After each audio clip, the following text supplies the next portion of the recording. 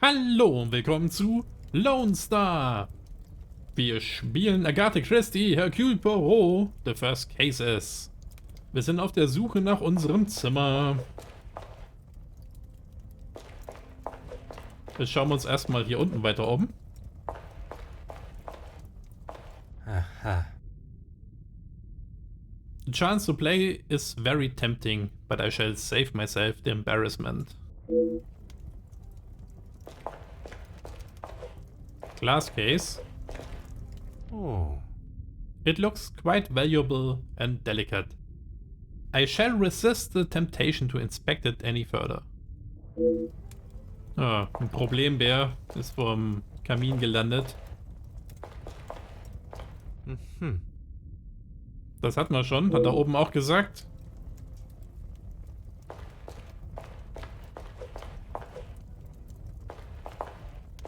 Huh. An interesting looking piece of stationery. It appears rather delicate. Eine Feder und irgendwas anderes. Ein Quillpen. Oh. An interesting looking piece. Ach so. Das ist das Quillpen.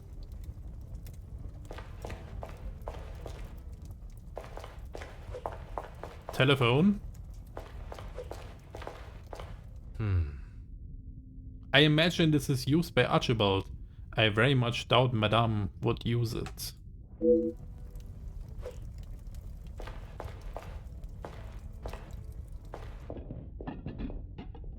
I presume this leads to the dining room. I'm sure there will be a grand reveal when all are present. Aha.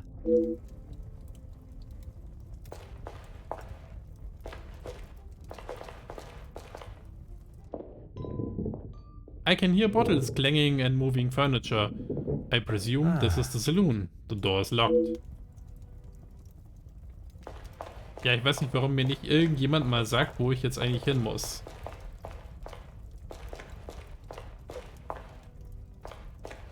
Gibt's denn hier noch ein Zimmer? Ich glaube, ich habe alle gesehen jetzt, oder? Ah, nee, hier sind noch welche. Da geht er nicht rein. Huh. This area does not pertain to my current investigations.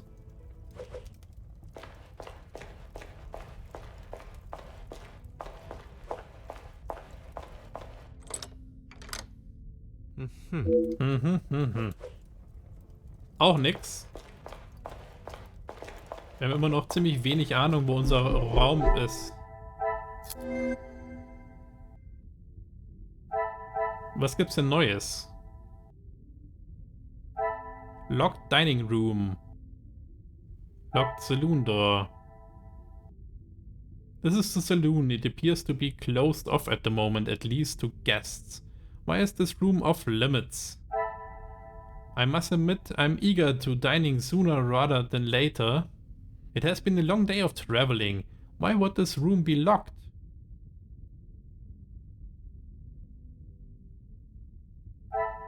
Jetzt haben wir schon zwei Räume, die verschlossen sind. Magnifique.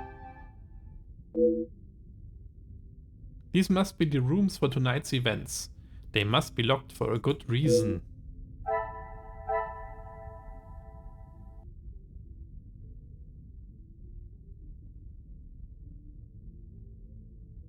Jetzt soll es hier eine neue Verbindung rausgeben. Passt es mit dem Archibald zusammen? What a revelation. I doubt Madame's standards have dropped. The staff must be working hard to finalize preparations. Wir sollen mit Zack sprechen.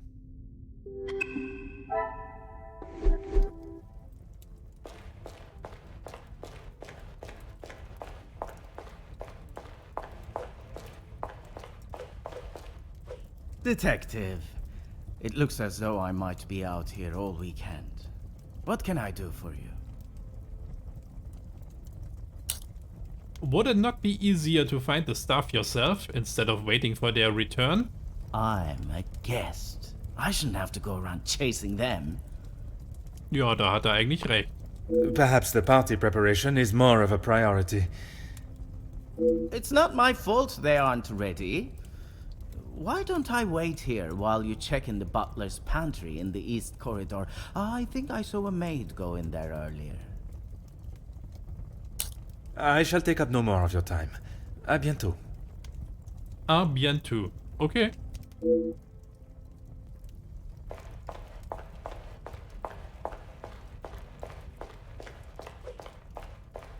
Butler's pantry.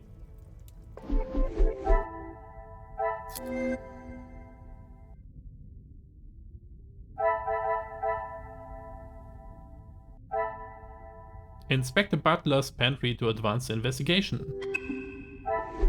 Ja, das machen wir doch. Und hier ist die Tür.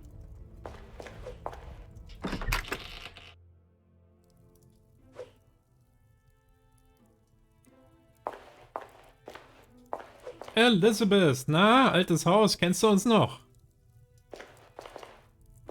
Ah, Mademoiselle Elizabeth. What a pleasure to see you again. Detective Poirot, I'm so glad you could make it.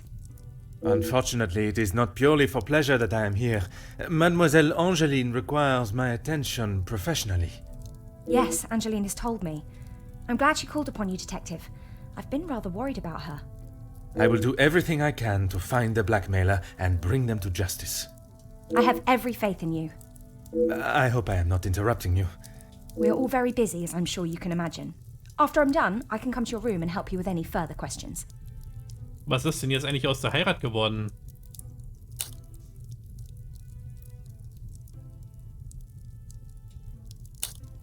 Ja, das sagen wir vielleicht später. I saw the welcome book as I arrived.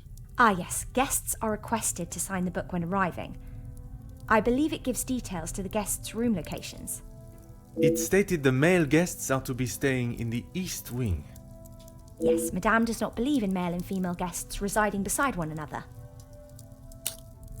I'm rather embarrassed to say I'm having trouble locating my room. No one escorted you. I am so sorry. Everyone is just so frantic at the moment.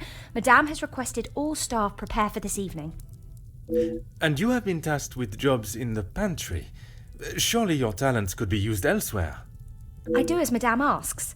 Well, as Archie asks. Monsieur Sterling. Yes, I met him when I arrived. A charming gentleman. He did give me some rather vague instructions to find my room, though. I can only apologise on his behalf. He would be mortified. I'm afraid I cannot be of much more help, but I believe you are located next to Mr. De Silva. By all means, the house is yours to explore.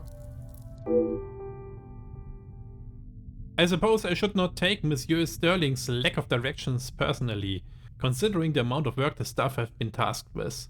At least now I have permission to further roam the house. I'm glad to see Mademoiselle Angeline has not allowed the blackmail to dampen her spirits today. Yes, I'm afraid it may be all for show, though. She has not been herself, and it is not only I that have noticed. Madame Van Bosch. Surely it must have had some effect on her. Madame has carried on as though nothing has happened. She has never been one to show emotion, and she doesn't seem to notice how it has affected Angeline. The staff, on the other hand... Angeline means no harm, but there have been some instances recently where she has acted rather sharply with them. I hope not too sharply. A house of two Madame Van Bosches would surely be too much for anyone. I have been eagerly waiting to hear more of Belgium's greatest love story. Oh, yes. Well, I'm afraid it is far from a happy ending. Luke is sadly no longer with us. Oh. Oh, mademoiselle, I was not aware.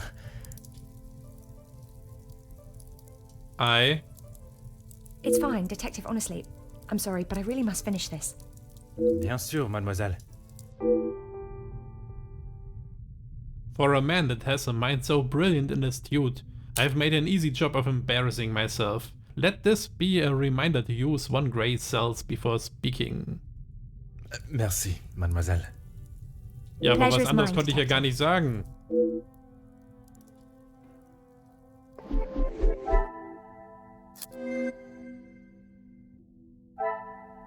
Luke passed away.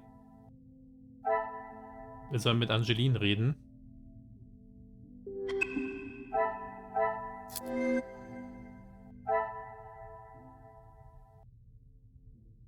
The welcome book is correct.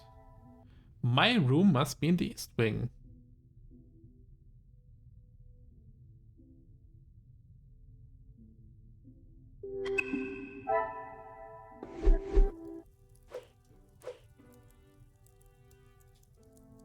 Dann schauen wir uns hier doch mal ein bisschen um. Pots and pans. The cook has obviously used them for quite some time, judging by their condition.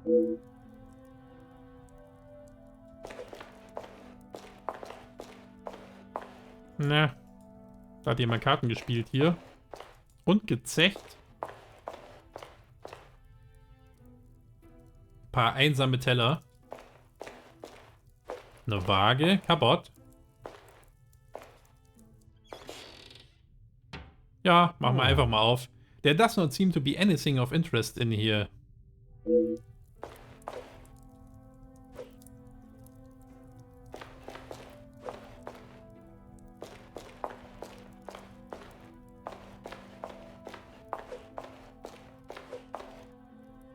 Before you leave, Detective, I have something for you beside the furnace here from Angeline. She wanted me to give it to you on your arrival.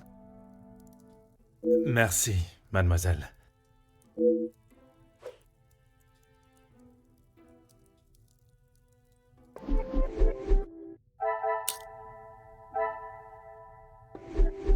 Ja, was habe ich jetzt bekommen?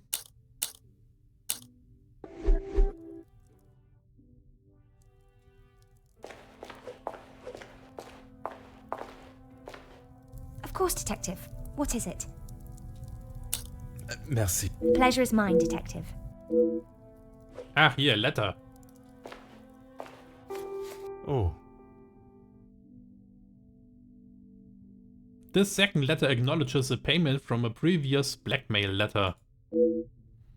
Mademoiselle van den Bosch, you were wise to take me seriously. You have bought my silence for a moment at least. Your family's privacy obviously means a great deal to you if you are willing to pay to keep your secrets hidden and continue to pay you well. Would your mama be as willing to part with her wealth? You will bring a second parcel with another 5,000 francs to the gobblers, this time addressed to Monseigneur Fontaine, by close on Friday. You have done your family a service by keeping this arrangement to yourself. I'm sure I do not have to tell you what will happen if the police are involved, and I hope it will not come to that. Ja, was dann nämlich passieren wird, dann wird er nämlich verfolgt, und das mag er gar nicht.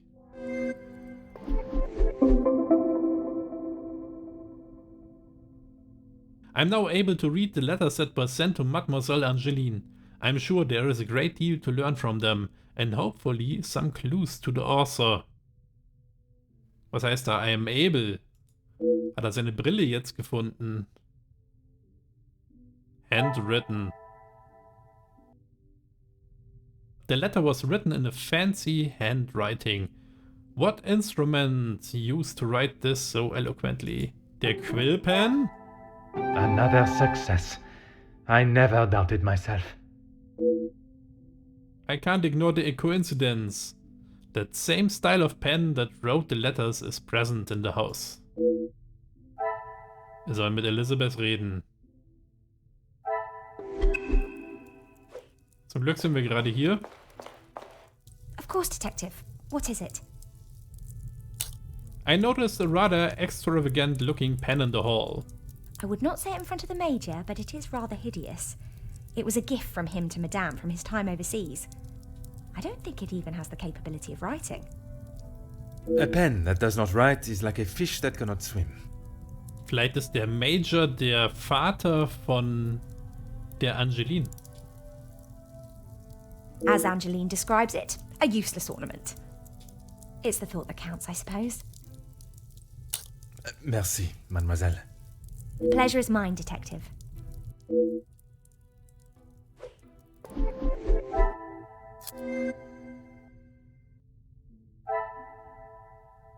Elizabeth claims the quill pen is an ornament and is not used as one would assume. Das ist auch eine schöne Konstruktion des Satzes. So. Hab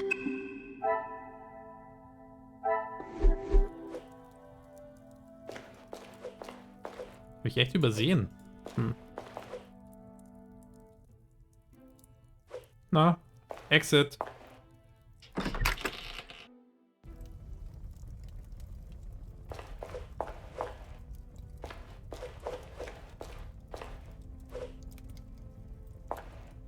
Diese Geräusche sind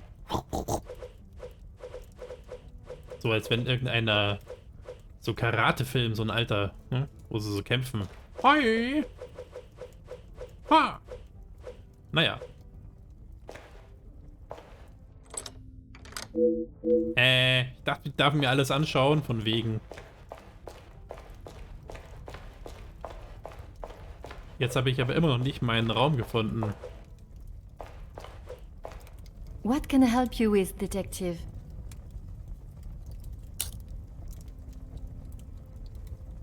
Elizabeth showed me the letters you received.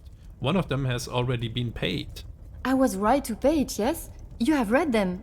What do you think? You were wise to consult me, but bowing to their threat may have only shown that you are willing to pay for their silence. Is the secret they speak of worth so much? I wish I could, but I have no idea. The letter was addressed to me, but I have nothing to hide. Maman took one look at it and disregarded the whole thing as someone's idea of a joke. She looked at it. She is not aware of the second letter. She doesn't know I paid the first. I thought I could make it all go away. Did you ask Madame if there was a family secret they could be privy to? She said I was to ignore the letters and stop wasting my time with such foolishness. If there was something, she wouldn't tell me anyway. It appears Mademoiselle believes her maman's attempts to brush away the serious nature of the letters as little as I do. May I ask how you came into such a large amount of money to pay the ransom? I couldn't ask Maman for the money. She was angry that I had even considered paying it. Gideon offered to help. Pardon, did he not think you foolish for paying? He did, but he said he couldn't stand by and watch me in so much distress. How honorable. We are soon to be married, Detective. A loving partnership that faces their troubles together. They are his words. I did not mean anything by it, mademoiselle. You have found yourself a husband that will stand by your side and do what must be done to protect you. I am most pleased for you. How has Mademoiselle Elizabeth been since the passing of her beloved Luke? As you would expect, she has been in quite a state. It was such a terrible accident. She kept it to herself for almost a week before she even told me.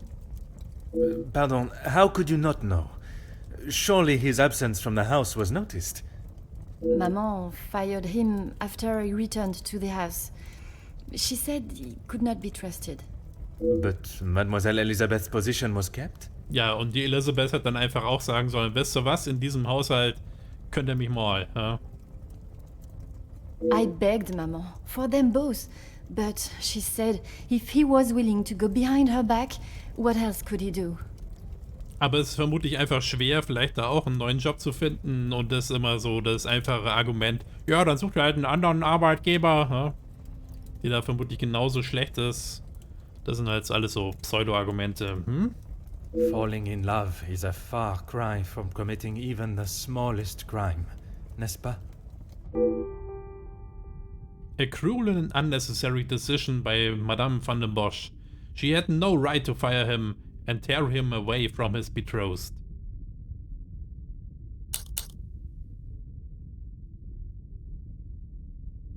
I spoke with Mademoiselle Elizabeth, and I fear I may have upset her.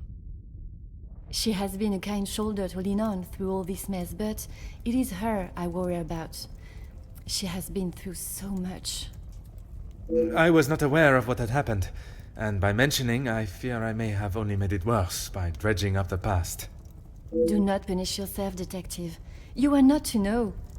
I don't think your honest mistake will make much difference to how she has been feeling recently. It is easier said than done. I've already seen a difference in Mademoiselle Elizabeth. She was once so exuberant and optimistic, seeing the positives in everything and everyone. But now I fear the loss of her love and the careless reminder from moi may have dampened her outlook. Merci, mademoiselle. I shall find you if there is anything further I need.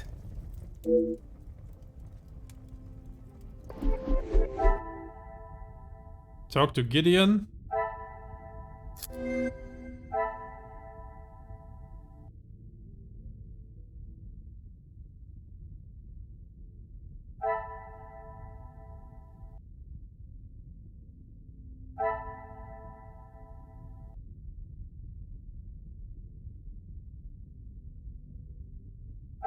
Luke passed, I should not be surprised by my own skills of deduction. and she hasn't been herself. It is truly terrible that Luke passed away, and to see how broken Elizabeth is. Elizabeth mourns for Luke.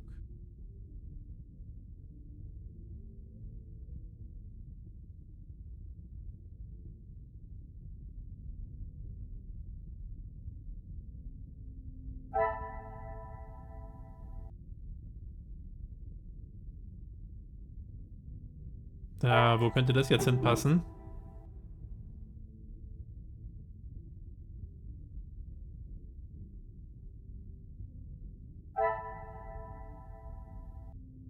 Ob das zusammenpasst, das betrifft zweimal Elizabeth. The pieces of the puzzle are finally coming together. Losing a loved one and not having a close friend to talk to would be difficult for anyone.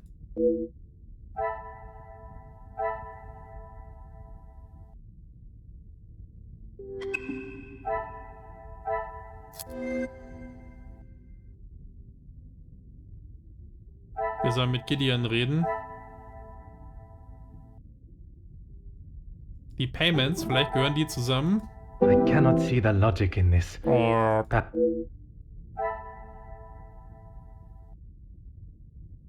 Hier soll es noch eine Verbindung geben.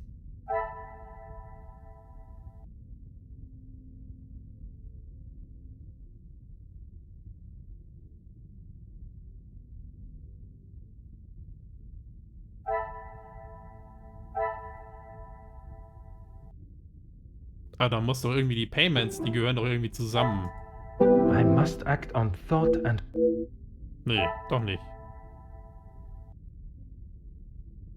Aber den Letter, den hatten wir schon.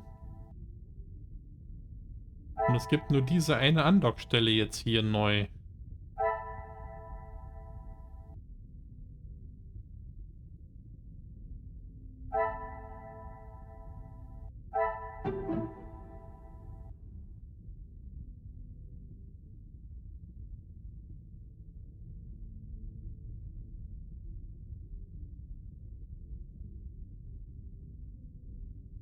Vielleicht lassen wir das mal offen.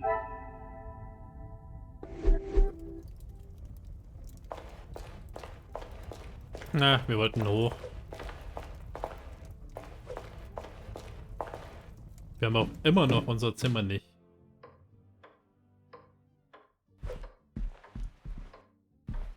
Please, ask away, Detective.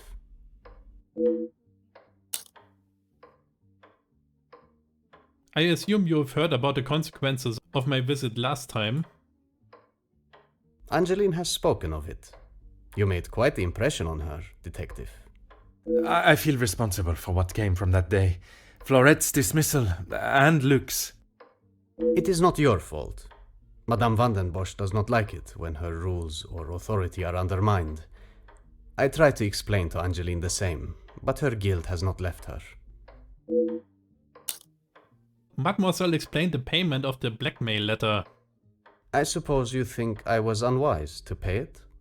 I am glad Mademoiselle requested my help before you fell further out of pocket. Madame van den Bosch had no intentions of paying it, whether she believes there is a secret that could ruin the family or not. It was an honorable move for you to make the payment. It was certainly no small fee. Angeline is to be my wife, and then we shall be family. As far as I am concerned, my money is our money. Merci, monsieur.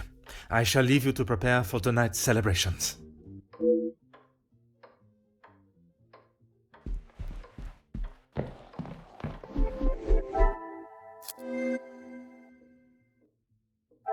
So, da waren wir vorhin schon beim Rätseln.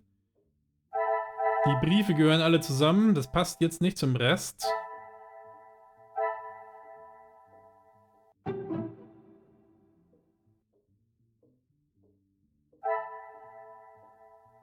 Paying passt nicht zu dem... Die sind schon verbunden.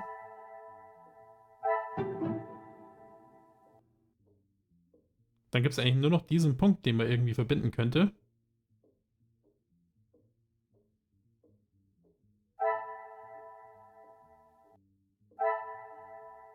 Oder gehört das zusammen? Order and method. That is the Nee. way.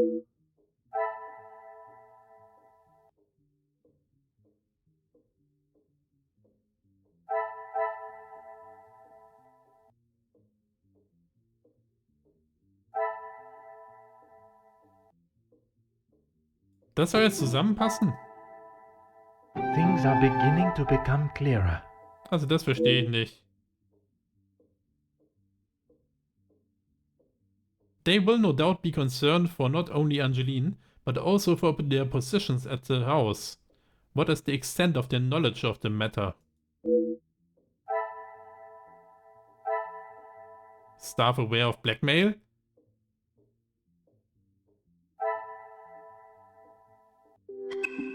Naja.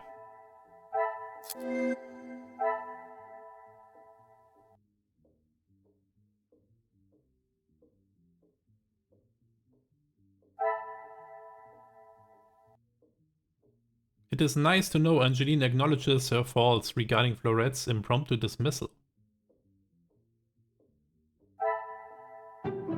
Passt das vielleicht?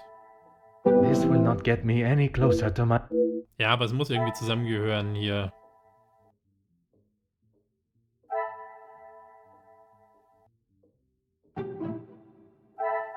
Another success. I never doubted myself. Ja, der andere Punkt hat aber genauso gut gepasst. Angeline is trying to do good, even though the dismissal weren't entirely her fault. Angeline is trying to redeem herself.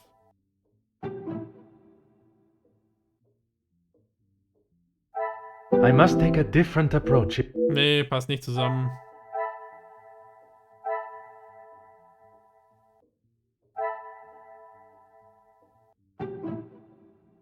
Der Punkt muss jetzt irgendwo hin.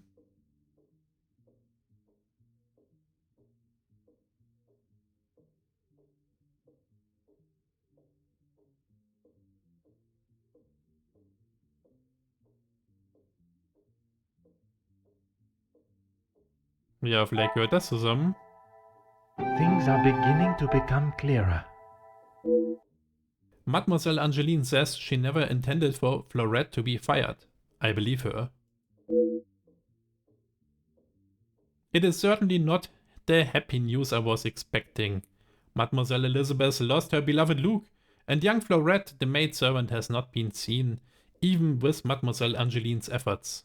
At least it appears the family have survived their financial difficulties.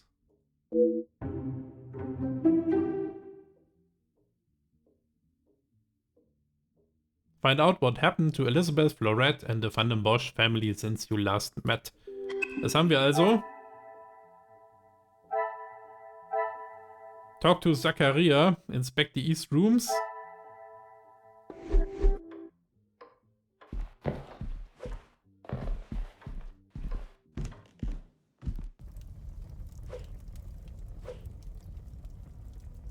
Wir sollen also mit Zack sprechen. Das machen wir aber nicht mehr heute. Machen wir an dieser Stelle lieber erstmal ein kleines Päuschen. Und ich hoffe, es hat euch gefallen. Und wir sehen uns das nächste Mal.